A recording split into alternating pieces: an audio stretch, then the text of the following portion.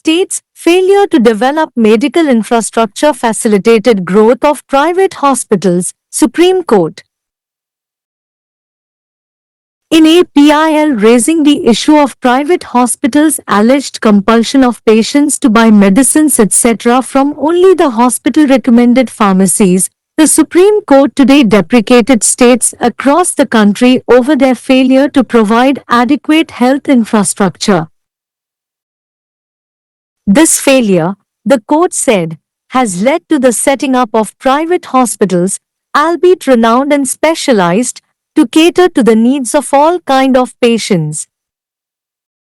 In proportion to the population of this country, the states have not been able to develop the requisite medical infrastructure to cater the needs of all kinds of patients.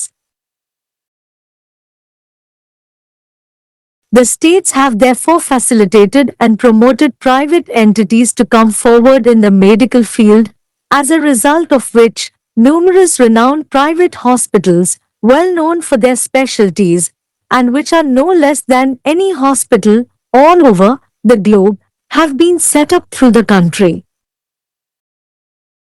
Not only the people, even the state also look for these private entities to provide basic and specialized medical facilities to the public at large, observed a bench of Justices Surya Kant and N. Koteswar Singh. Speaking of states' duty in terms of Part 4 of the Constitution, Directive Principles of State Policy, the court further opined that provision of medical facilities to one and all is a right traceable to Article 21 of the Constitution. The states are therefore committed themselves to provide the medical facilities to people in furtherance of their duty envisioned in Part 4 of the Constitution. In the above backdrop, the court however also questioned whether it would be prudent for the Union states to introduce a policy which regulates each and every activity within the compound of private hospitals. Will such policy have cascading effect, discouraging persons to come forward and invest in health industry, it wondered.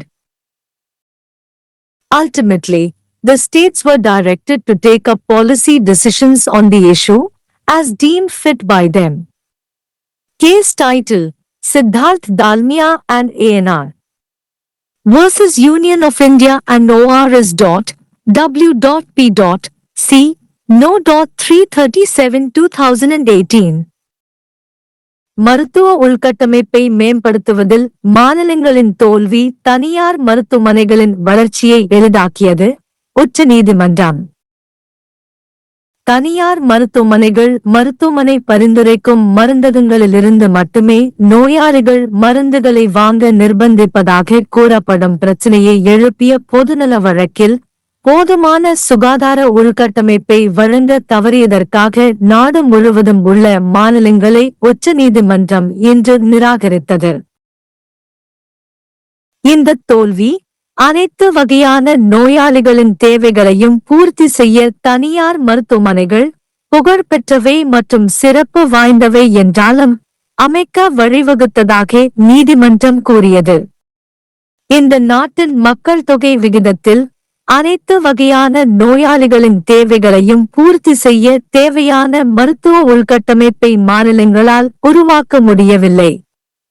எனவே மருத்துவத்துறையில் தனியார் நிறுவனங்கள் முன்னேற மாநிலங்கள் வசதி செய்து ஊக்குவித்தன.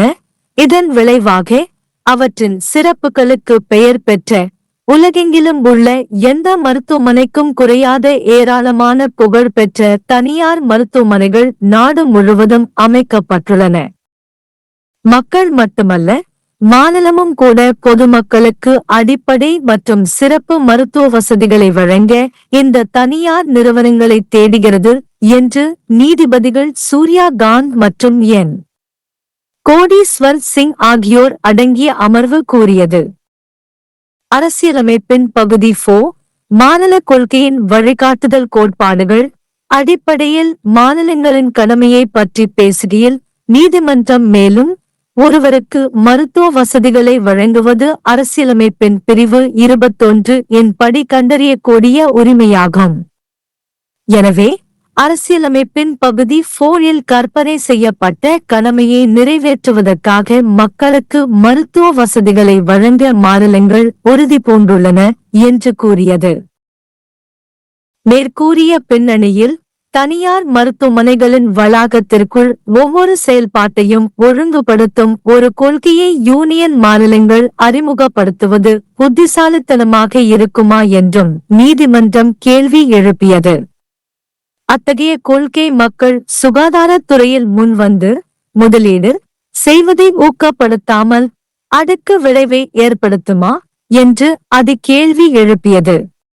இறுதியில் மாநிலங்கள் தங்களுக்கு பொருத்தமாக கருதப்படும் பிரச்சினையில் கொள்கை முடிவுகளை எடுக்குமாறு அறிவுறுத்தப்பட்டது.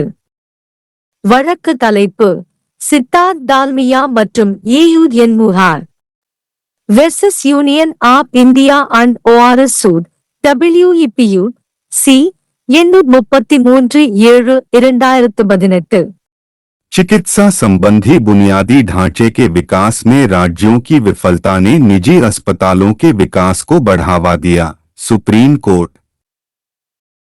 निजी अस्पतालों द्वारा मरीजों को केवल अस्पताल द्वारा अनुशंसित फार्मेसियों से ही दवाइयां आदि खरीदने के लिए मजबूर करने के मुद्दे को उठाने वाली एक जनहित याचिका पर सुप्रीम कोर्ट ने आज देश भर के राज्यों को पर्याप्त स्वास्थ्य बुनियादी ढांचा उपलब्ध कराने में उनकी विफलता के लिए फटकार लगाई।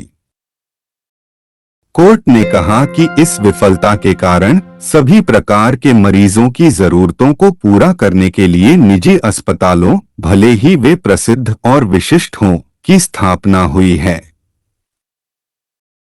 देश की जनसंख्या के अनुपात में राज्य सभी प्रकार के रोगियों की आवश्यकताओं को पूरा करने के लिए अपेक्षित चिकित्सा अवसंरचना विकसित करने में सक्षम नहीं हैं।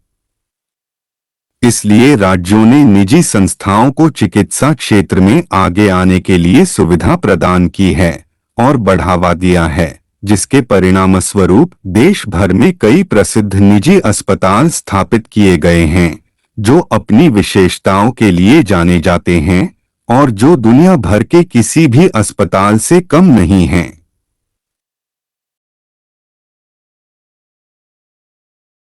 न केवल लोग बल्कि राज्य भी आम जनता को बुनियादी और विशेष चिकित्सा सुविधाएं प्रदान करने के लिए इन निजी संस्थाओं की ओर देखते हैं। न्यायमूर्ति सूर्यकांत और एन कोटेश्वर सिंह की पीठ ने टिप्पणी की। संविधान के भाग 4 राज्य नीति के निर्देशक सिद्धांत के संदर्भ में राज्यों के कर्तव्य के बारे में बोलते हुए न्यायालय ने आगे कहा कि सभी को चिकित्सा सुविधाएं प्रदान करना संविधान के अनुच्छेद 21 के अंतर्गत एक अधिकार है। इसलिए राज्य संविधान के भाग 4 में परिकल्पित अपने कर्तव्य को आगे बढ़ाते हुए लोगों को चिकित्सा सुविधाएं प्रदान करने के लिए प्रतिबद्ध हैं। उपर्युक्त पृष्ठभूमि में न्यायालय ने हालांकि यह भी सवाल उठाया कि क्या संघ राज्यों के लिए ऐसी नीति लागू करना विवेकपूर्ण होगा जो निजी अस्पतालों के परिसर में प्रत्येक गतिविधि को विनियमित करती है। न्यायालय ने आश्चर्य व्यक्त किया कि क्या ऐसी नीति का व्यापक प्रभाव पड़ेगा जिससे लोग स्वास्थ्य उद्योग में आगे आने और निवेश करने से हतोत्साहित होंगे। अंततः राज्यों को इस मुद्दे पर नीतिगत निर्णय लेने का निर्देश दिया गया, जैसा कि वे उचित समझें। केस का शीर्षक सिद्धार्थ डालमिया और अन्य बनाम भारत संघ और अन्य W.P.C. संख्या 337/2018।